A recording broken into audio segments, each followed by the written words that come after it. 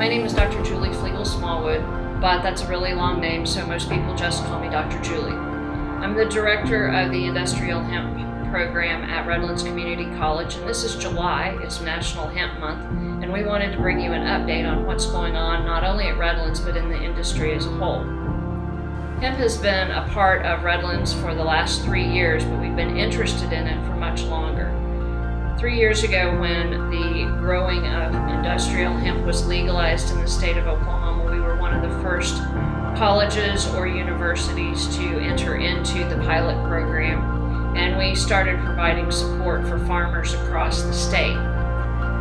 One of the things that happened when hemp was first legalized is that the timing became a little bit awkward. It was approved very late in the spring, and in order to have a viable crop, especially outdoors, you really need to plant between Mother's Day and Father's Day. The fact that all the approvals and all the rules weren't in place until April of that year made it very difficult to get good quality crops that particular first year. But we were so eager to get our feet into it and to see what could happen in Oklahoma that we still partnered with a number of farmers across the state. One of the things that's interesting about hemp is that when you think about some other plant like tomatoes or carrots, you just think of them as that red thing or that orange thing. But hemp is actually a very complex plant. It's sometimes difficult to make people understand that it's not just a single thing. One of the things that people get most confused is hemp marijuana? Kind of. I look at it this way. If you take the position that marijuana is bad or evil or any number of negative things, think about the fact that if you have a lot of older brothers and sisters and you go into school, the teacher remembers the bad sibling that you had. So you sometimes get the wrath of the English teacher because you had a teacher, a sibling who couldn't do decent grammar or who was a complete hoodlum.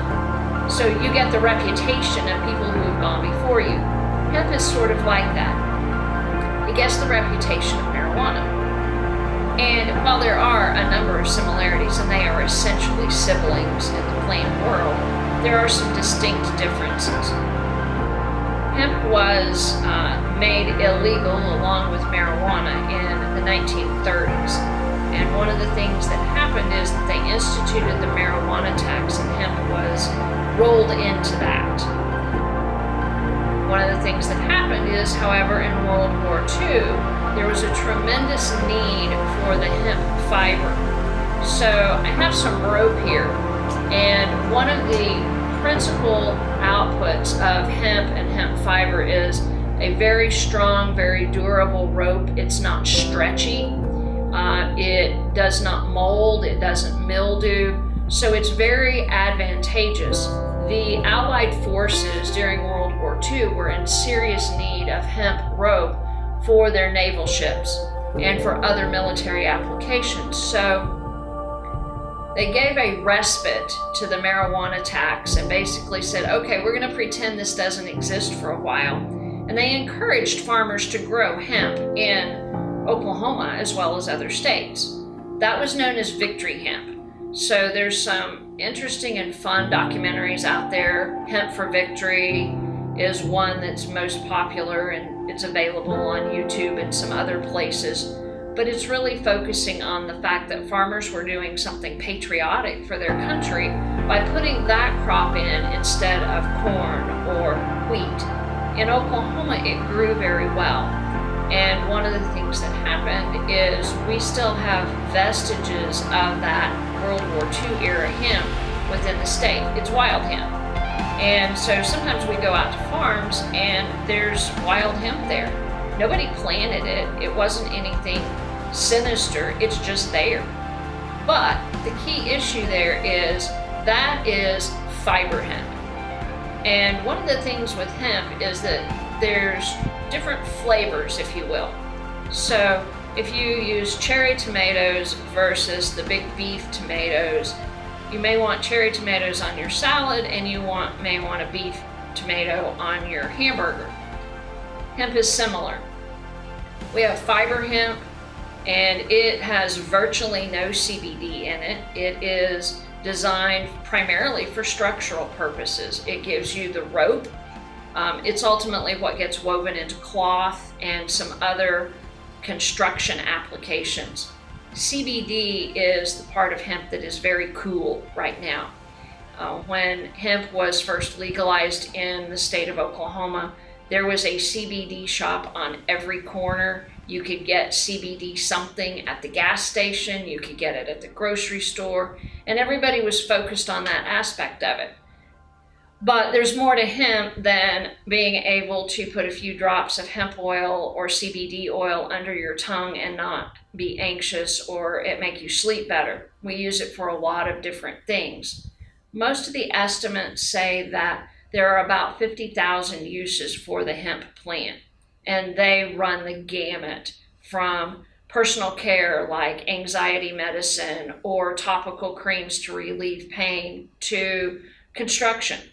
One of the areas that's most emerging is the construction industry. So it's a very versatile plant. It's used extensively in all kinds of industries. But what about at Redlands? We were interested in moving it from something that was very abstract and grown primarily in Europe and to some extent in Canada, and making it a viable crop within Oklahoma. That takes some research, that takes some understanding of how it's going to perform within Oklahoma. We are a unique location in terms of many parts of the state have red dirt. A few places have black dirt, but most of it's red. And how is it going to grow there? We have incredibly hot summers. We have sometimes periods where we get very little rain.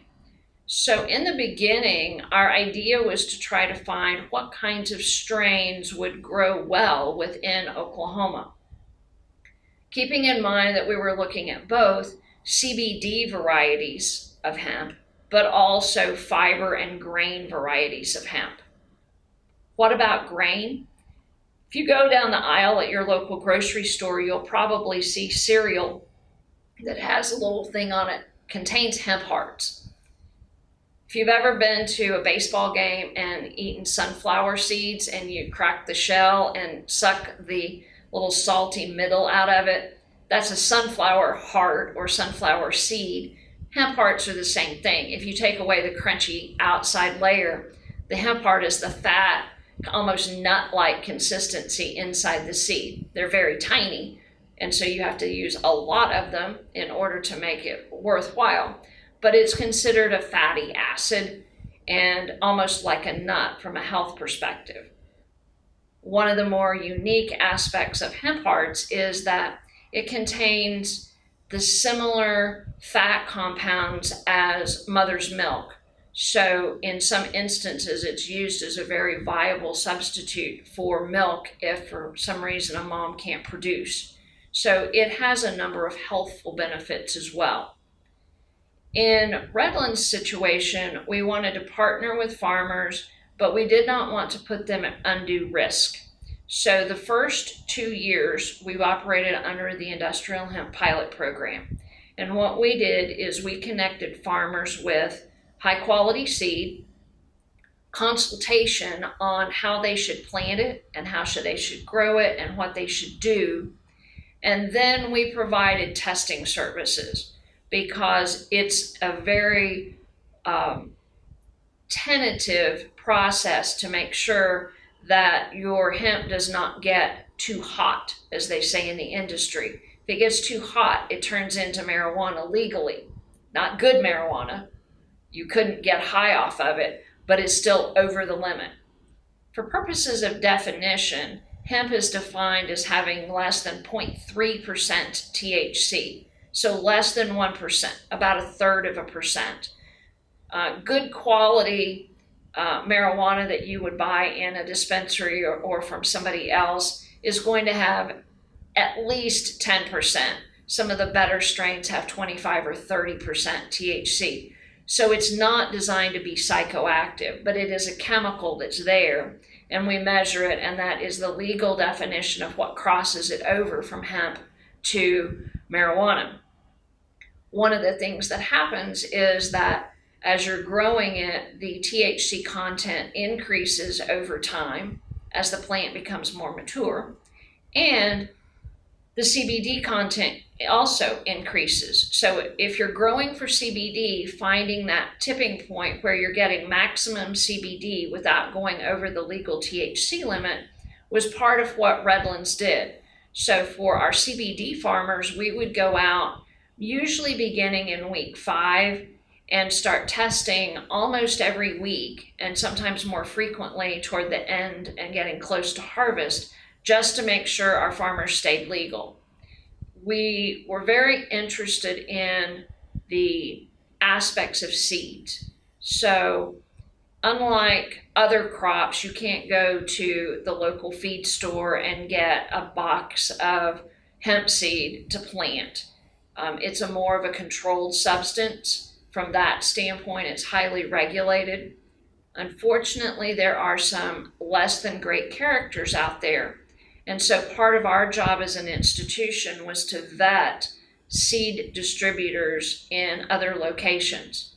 One of the things we did is we went to Colorado and hauled back a couple of trailers full of fiber seed, and then were able to provide that to farmers. We knew from where it came, and we knew that it would yield a high quality crop.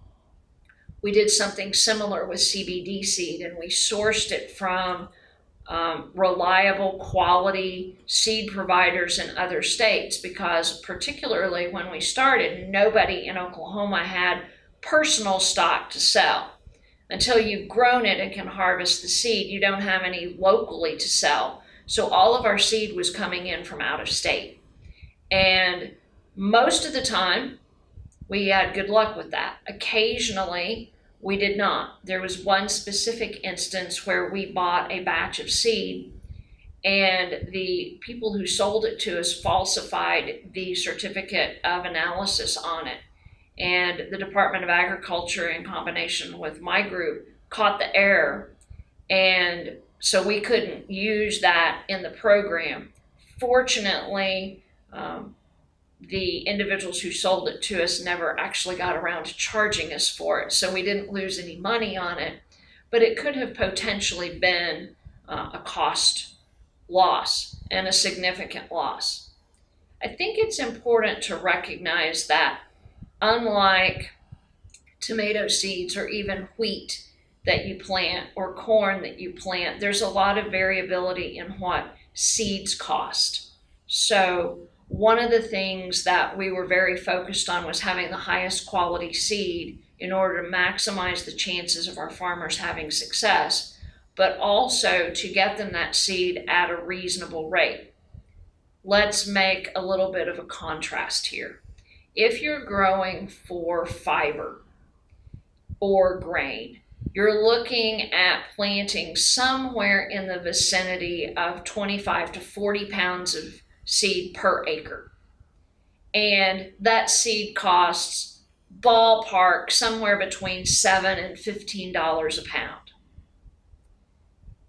Not to get too deep into the math, but to contrast that, this is CBD seed.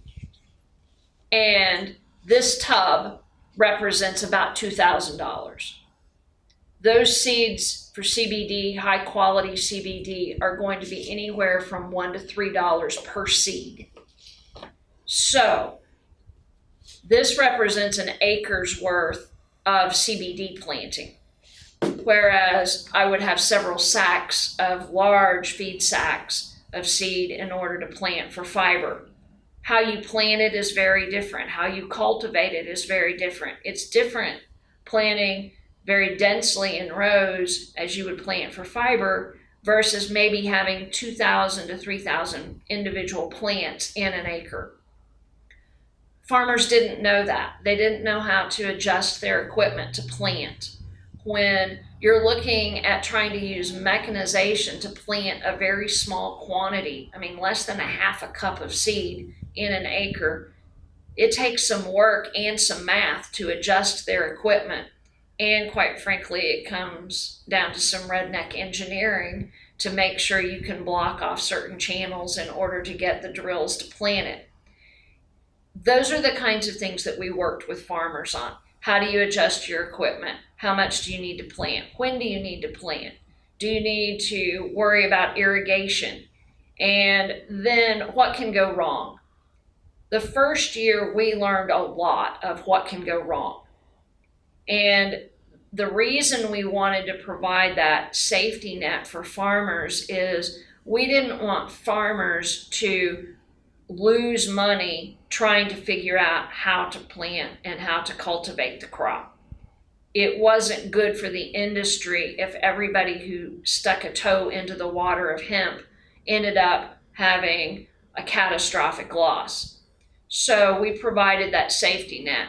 We provided seed to the farmers. We provided assistance to them in getting their license through the state. We provided advice during planting and during the overall cultivation process. But we also provided a guaranteed market on the back end. So a farmer who grew under Redlands had a market automatically built in and didn't have to go find a place to sell the product once it was ready for harvest. That proved to be very important because unlike other crops, if you look around central Oklahoma or western Oklahoma, there's wheat fields everywhere. Everybody knows you harvest your wheat, you can take it into the co-op, and you're pretty much done. Hemp is a little bit different because you couldn't just drop it off at the co-op. You couldn't just drop it off at a singular location. If it was fiber hemp, it needed to go someplace to get processed. If it was CBD hemp, it needed to go someplace to be extracted. So finding those places, and keep in mind, the industry was very new in Oklahoma, so most of those places were not in state, at least not in the beginning. So we had partnerships with extractors out of state and processors for fiber out of state. So anytime a farmer had a crop that was viable, we had a place to sell it. And then we split the profits with the farmer on the back end. The idea was that Redlands and some of our other partners would take all the risk, and the farmer would put in the labor and hopefully reap some benefit, but not take a loss. What did we learn? We learned that if you plant outside that Mother's Day to Father's Day window, you are going to have difficulty getting a quality crop, especially if you're growing outdoors. Indoors is a little bit different, but outdoors, if you wait too late, our soil temperatures get very warm very quickly. And so finding that good optimal soil temperature for planting became very important. We had a farmer who was amazingly successful at growing pretty much everything he touched. He planted hemp and in 15 acres probably had fewer than 50 plants come up. There were some reasons for that. We recommended and encouraged everybody to plant by, say, June 15th. He didn't plant until the second week in July. It was already so hot. We entered into a drought. And so his baby plants that were trying to germinate never did get any nutrient and never really came up. The quirky thing about him was that he was really devastated and took it very personally that he was a failure as a farmer. He wasn't a failure as a farmer. He just had a learning experience, and it was difficult to make farmers understand that a crop failure is not necessarily bad. Crop failure the first year of the hemp program was a way for us to learn information and to see what not to do, just as much as we see what to do. Redlands focused a lot on trying to build relationships with farmers. We spent a lot of time walking their fields, looking at their plants.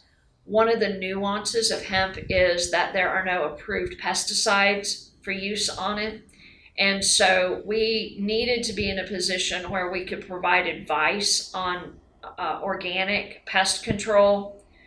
We encouraged a lot of ladybugs. There are some specific lacewing bees that can provide some pest control naturally, but a lot of it was making sure that you had the plants up and hardy enough by the time things like grasshoppers moved in.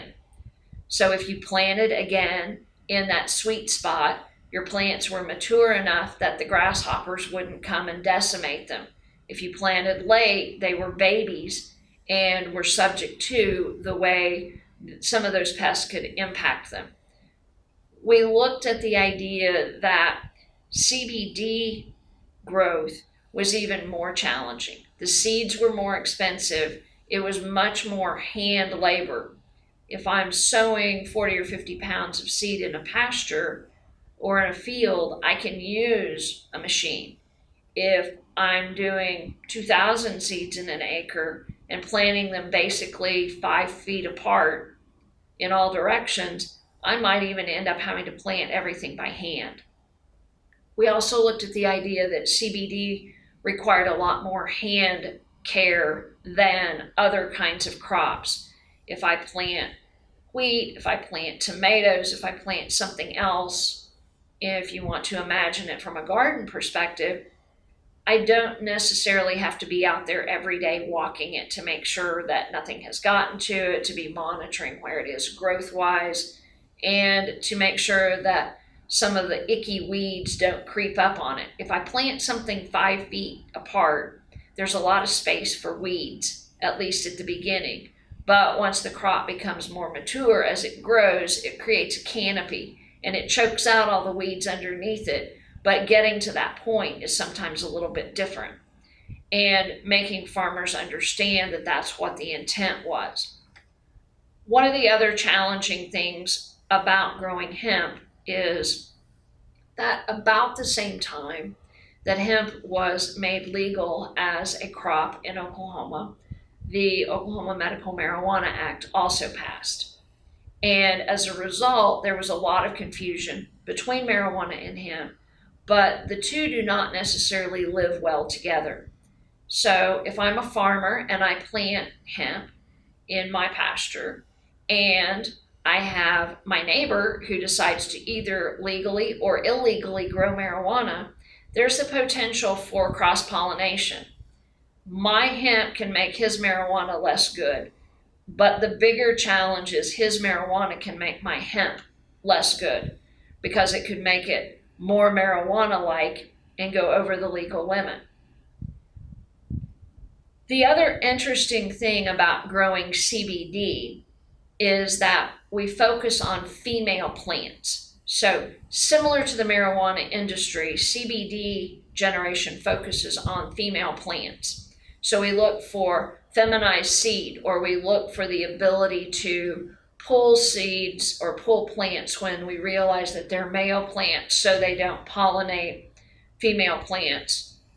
That ended up being a challenge because in some instances, if the seed quality was not high, or we got seed from a vendor that was less than great, there was a tendency for there to be a few extra males thrown into the mix of the seed, or some seed stock, just by its genetics, would do what they call hermaphroditing, which would mean it would either demonstrate both male and female sex characteristics, or it would flip to being male partway through the grow.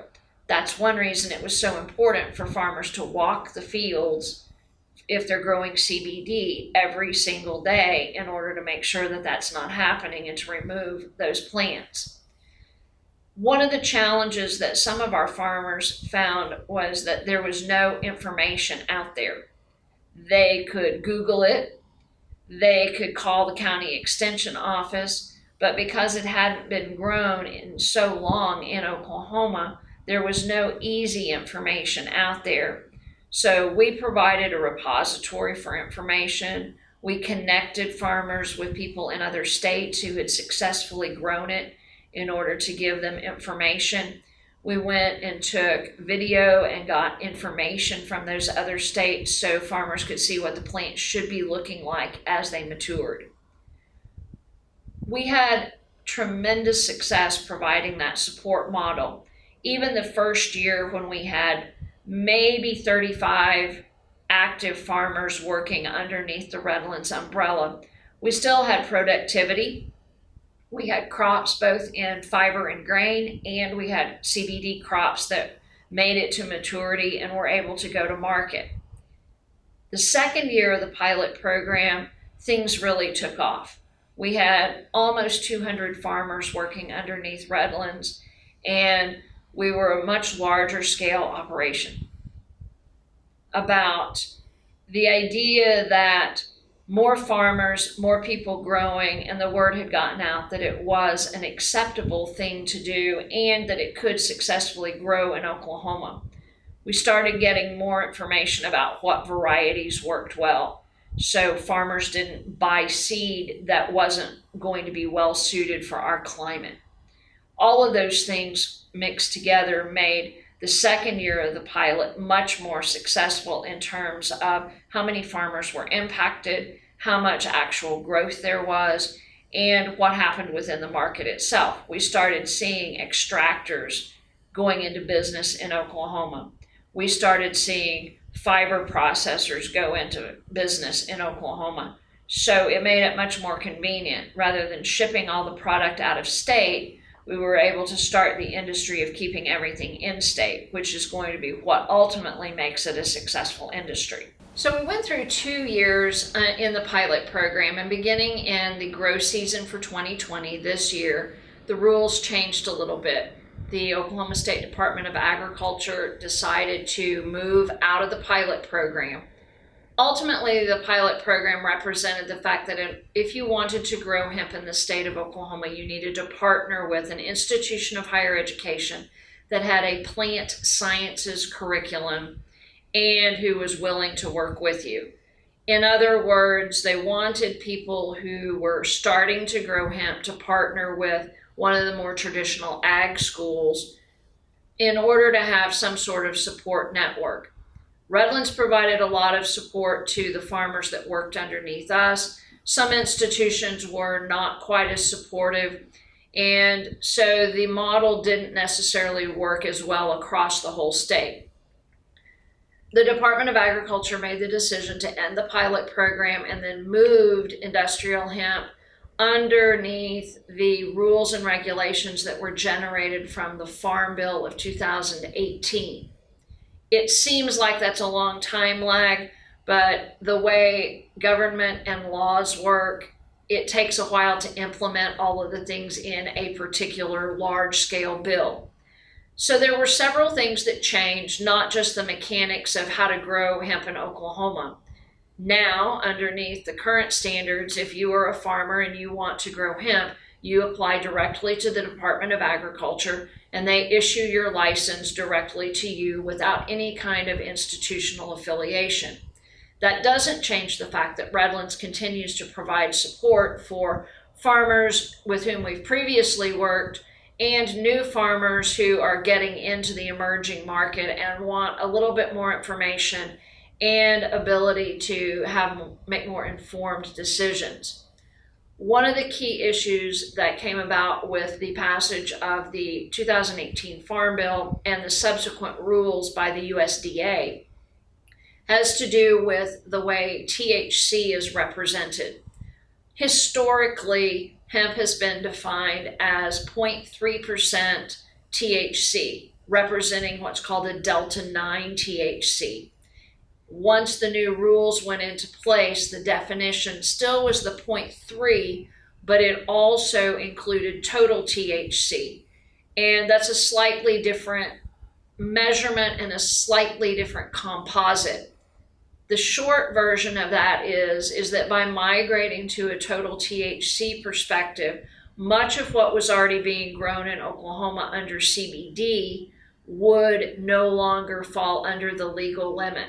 It stayed 0.3% if we looked only at Delta 9, but if we looked at total THC, the levels creeped up a little bit higher and would maybe be 0.5% or a little bit higher. Not a lot, but just enough that it passed over what that legal threshold was.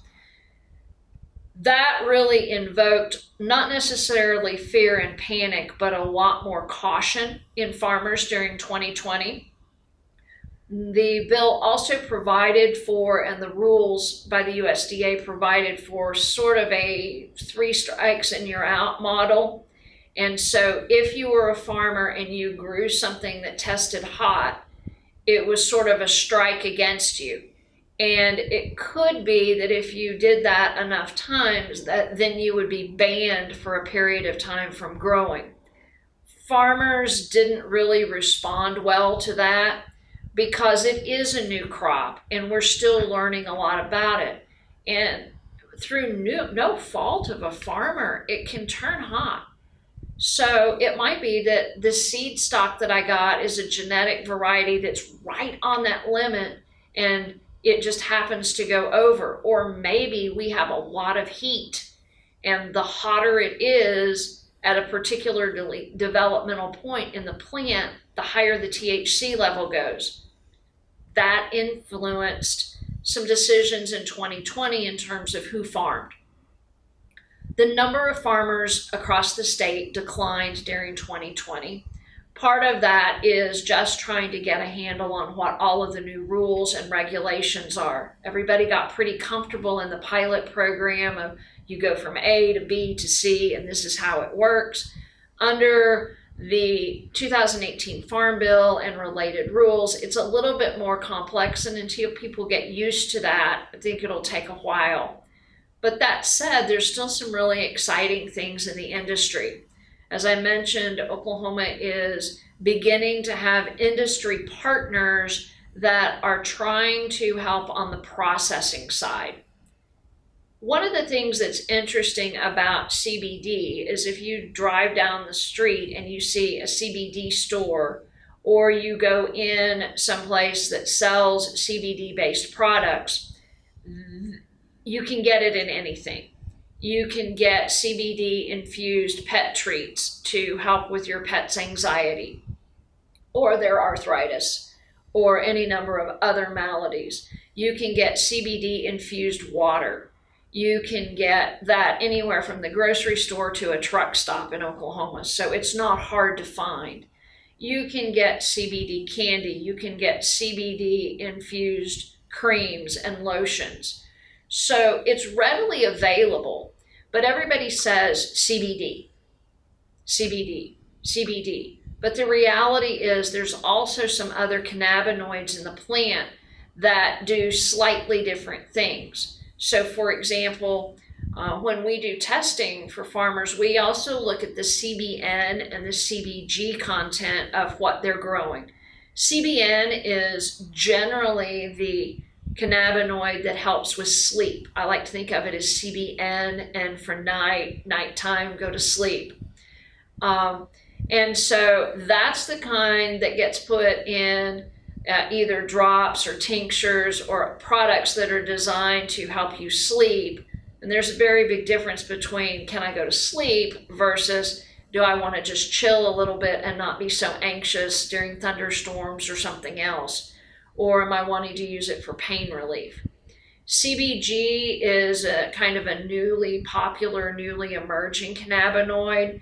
It seems to have a tremendously positive effect on anxiety, but it's also in concert with some other cannabinoids is very effective for pain control. So we'll probably be seeing that more in pain creams and lotions and maybe more external applications. Gummy bears and edibles in CBD are becoming increasingly more popular. You can get them in a variety of flavors and strengths. But the fact is that is an emerging industry. And right now, I could, in theory, make gummies in my kitchen, and there's not as much regulation on that as there are some other kinds of food sources. So as we move forward, it will likely be treated very similarly to the way other products are, with the Food and Drug Administration having a role in that. It's largely untested, and sometimes the products that are available for sale may or may not have the CBD in them. One of the things that ended up happening particularly during the second year of legalization in Oklahoma, is that many professions have a prohibition on testing positive for marijuana. So if you have THC and you test for that, you run the risk of losing a license or a job. CBD was not necessarily considered a bad thing. Remember, it's the good student, and the THC marijuana is the less than stellar student that preceded it. Unfortunately, if the purity standards weren't maintained, somebody could buy a bottle of drops thinking this is CBD only, use it, and then turn around and test positively for THC at his or her job. That really raised some awareness on the necessity for some regulation. Not trying to stifle the market, but trying to make sure consumers are actually getting what they are paying for and what they think they're buying. One of the interesting things about industrial hemp is that while there are so many CBD varieties out there and shops out there, there are so many other things that you can do with it. And so one of the more exciting things that you can do with it is to make the equivalent of concrete. This is hempcrete. It's made by taking hemp hurd, which is a portion of the interior of the plant. It looks like this. It just looks like wood chips, basically. And you take those wood chips and you mix them with lime and a little bit of water and mix it together, and it ends up creating a hard substance similar to concrete but much lighter. It is an incredible building material. It has a natural insulation factor. It has a higher insulation factor than some of the pink fiberglass insulation that you can buy at your local hardware store or home building store. But one of the more exciting things about it is that it's also mold resistant.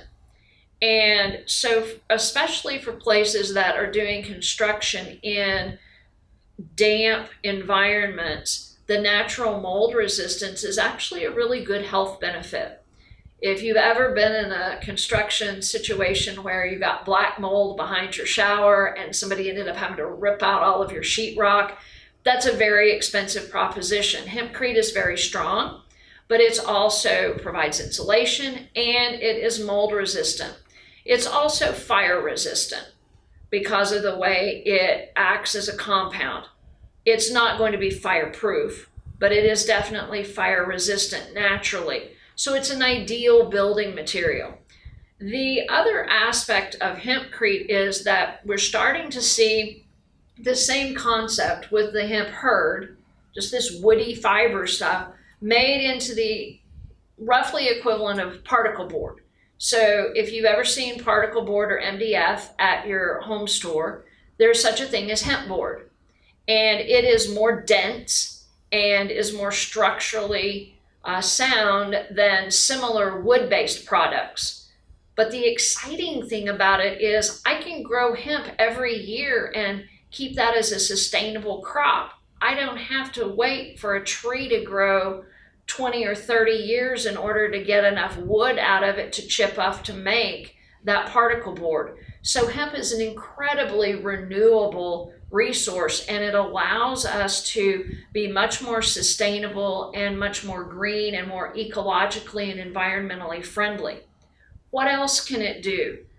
Hemp is a wonderful substitute for many traditionally petroleum-based products. If you follow the news in the last couple of years, there's been a bit of a kerfuffle over plastic straws. And if you go into a restaurant, some places will say, do you want a straw or do you not want a straw? Well, I personally like a straw with my drinks. I don't necessarily like the idea of all the plastic waste. So personally, I use a reusable straw. Either it's stainless steel or a hard plastic variety. But I also don't remember to carry it in with me when I go out to eat. Hemp has the ability to be used similar to a plastic. So you can make straws out of hemp. Similarly, look the same, feel the same as a traditional plastic straw, but it's biodegradable. Same thing with plastic bottles. So if you get your soda pop addiction of choice in a plastic bottle, it's possible that in a few years that bottle could be made out of hemp fiber or hemp product rather than a plastic petroleum product. That's very exciting. That biodegrades naturally, and so it will be gone if you bury it, expose it to sunlight, etc., in a matter of months, instead of 2,000 or 3,000 years from now, somebody's still digging up the soda bottle that you used last weekend at the lake. The idea that there are so many other products that can be made from it is very exciting. The cloth and fiber industry has been very popular with hemp. I have a stack of different varieties of cloth that all have at least some hemp content in them. They range from being very soft, like a t-shirt, to very durable, like a canvas or a denim. Levi Strauss at one point in time made hemp jeans back in the 1800s. They have re-released a line that includes hemp now. They're a little pricier than they were in the 1800s. Some companies like Patagonia and some more forward-thinking, environmentally friendly clothing companies are launching hemp lines. Even the somewhat amusing commercials from Duluth Trading, they have hemp jeans and they have hemp shirts. So it isn't necessarily the huge major brand name retailers, but some other places that are doing it. Why? It lasts a long time. I have a really good friend who has a ball cap made out of hemp that he's been wearing for the last 30 years. So he just throws it in the washer and then starts wearing it again. So it's incredibly durable. It's used for a lot of aquatic applications. It can be used as almost anything that you can imagine. Hemp has some sort of use because you use every part of the plant. If you get hemp hearts on your cereal, you're using the inside of the seed. If you wear hemp jeans, you're using some of the fiber that has been combed out and looks almost like a cotton. It's very soft and it feels very good, but it's incredibly durable. You can't, if I take cotton and pull it like that, it'll come apart. But this is incredibly strong fiber. It's very soft, but very strong. What else can you do with it? You can have all kinds of building applications, as I mentioned, the hempcrete, the hemp board, but there's also just straight hemp insulation that is similar in consistency to what you might find in more traditional insulation. This is a combed hemp fiber, not as combed as that you'd be using in cloth, but it too has the very high insulation factor. Let's talk about seeds for a minute, because we have some exciting partnerships here at Redlands, and where we are in 2020 is we're still partnering with farmers, but we're also partnering with some industry folks across the country in order to move the industry forward, but also to make sure that what farmers get is the highest quality. So we have a partnership with a company out of Oregon called Phylos. And we do two things for them. One is when they come up with a new seed variety, we are a pilot test site. So last year we piloted a new autoflower CBD variety. We piloted it both outdoors and indoors. Outdoors, it was somewhat of a disaster because we planted late and we had uncharacteristic hail in the middle of the summer. We got out of the tornado season and then suddenly had hail. And then we had, from hail, we went straight to the 112-degree days. So that particular variety needed to be planted much earlier. So it needed to be probably planted a little bit closer to Easter, really early May, late April, in order to be viable outside. It, however, was an amazing producer in our aquaponics systems. We grow indoors exclusively, aquaponically, although sometimes we do transfer plants into soil after that. But we grow aquaponically because it's all organic. We don't have to worry about the need for pesticide or herbicide or providing additional nutrients to the plants because it comes from our fish. But one of the things that we do with Phylos is, again, as I said, we pilot test some of their seed, see how it grows under various conditions, and then they are a group that in turn compares data. So they will look at how my grow did in Oklahoma with somebody else's grow in Oregon or New York, and then make adjustments in the seed stock genetics to make them more suitable for whatever climate they're going to. The other thing that we're able to do through them and with farmers is, if you're growing for CBD, it's very important that you're growing female plants. Feminized seed is very expensive. Sometimes you want to make sure that all the seed that you have is feminized, or maybe you get mixed seed because it's so much cheaper, but you want to be able to weed out the male plants very early so you're not wasting resources like water and any kind of fertilization on those plants, and you don't want to run the risk of cross-pollination. We're able to do genetic testing on plants that are about an inch tall. So very shortly, within a week after germination and they're breaking through the surface, we can take a sample of that and have it genetically analyzed to say male, male, female, female, female, and it allows us to pull plants very early in the cycle. And that's an exciting opportunity. We've provided that for some indoor growers in Oklahoma. We've gone out and taken samples of their newly germinated plants and then allowed them to cull plants that were not viable to their particular part of the industry. We're also partnering with some places that are doing additional research to see what kinds of methods work best in terms of pest management, in terms of weed control, and then also looking at the idea that anything that's a best practice we want to be able to pass on to Oklahoma farmers in general, but specifically those that have a Redlands flair to them. We sometimes go out and do testing for farmers. We test their THC and CBD levels. We may test the genetics of their plants, whether they're male or female, but we also provide some other things to them. We help find them markets for what they're growing. We're also interested in teaching people how to grow. We are an educational institution, so we're not in the hemp business, so to speak, for a huge profit margin, but we're very much a part of the educational process. It's been exciting to see our students be at the forefront of an emerging agriculture industry in Oklahoma. We have a lot of students who are products of family farms who have been farming and ranching for generations in Oklahoma and in surrounding states, and they are interested in staying on the farm, but they need something that's going to make it financially viable for them to do so. When we look at farming hemp, it gives them a very different skill set. It gives them an edge competitively that not everybody has. So we have opportunities for students to help out with the Redlands dedicated grows. So the growing that we do outdoors and indoors on our campus, we leverage students to help monitor that and to use it as an overall educational experience. But we also take students out with us when we go do testing, when we do sampling, and a couple of instances we've taken them out with us when we helped farmers do harvesting.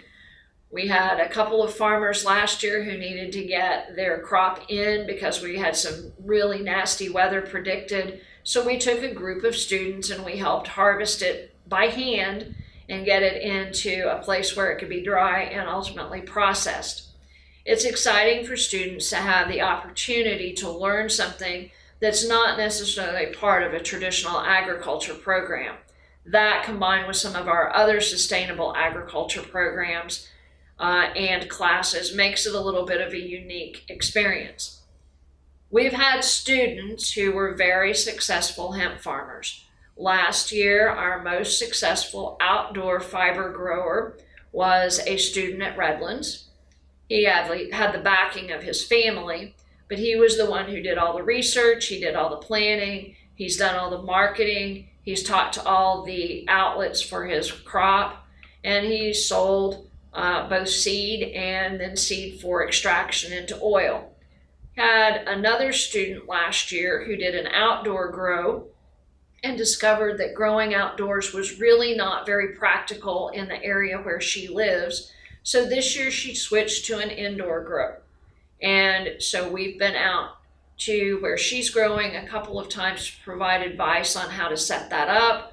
But then she brings plants in to get them tested to see how close she is to the mark on the levels that are going to make a difference in terms of her profitability. So we do try to reach out and provide that as an ongoing thing, but we also want students to have exposure to it. If they know something about the industry and they know how to do it the right way, and they know a multifaceted approach for it, it just makes them more employable and knowledgeable as they go forward.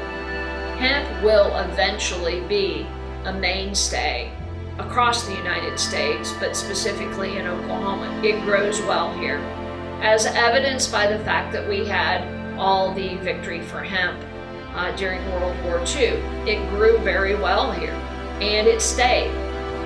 Many farmers are out doing what they do, and they come across a patch somewhere on their farm. In the past, they've been inclined to quickly cut it down or burn it, thinking it was marijuana and not wanting to get in trouble with their local law enforcement. Now, we have some arrangements with a lot of farmers, and word of mouth has allowed us to go out and harvest wild hemp, test it, and let them know, is this hemp or is it marijuana from a classification standpoint? If it's hemp, we've worked with them to increase what they're growing. So we work with them to harvest the seed off of the wild hemp and then turn around and plant that the following year to gradually increase the stamen. So there again, it becomes very sustainable, and we're using stock that has been proven to successfully grow in Oklahoma because it hasn't been actively cultivated since the 40s. We look at that as a huge advantage, that we can go out, and if you find hemp on your property, we're happy to come out and work with you and let you know, is it hemp or is it marijuana? If it's hemp, we're more than happy to help you cultivate it or to find another outlet for it. If you want to sell it, if you want to just give some of the genetics so somebody else can grow it somewhere else, we help facilitate that. So there's a lot of interesting things about hemp. I would envision that in 5 or 10 years from now, many of the products that we use will be hemp. It's a little known fact, but Henry Ford built a car made out of hemp. So it is possible to be used in all kinds of applications. It may be ropes, it may be the clothes you're wearing, it might be the straw that you get when you go to your favorite restaurant. It's lightweight, so it's very fuel efficient. And then I envision within the next 5 to 10 years that many of the products that you see will be hemp of some sort. Redlands is going to continue in hemp. We're doing research with it. We're focusing on seed stock. We're looking at growing a variety of different plant types within our own program, but we're also excited to keep on getting out in the fields with Oklahoma farmers.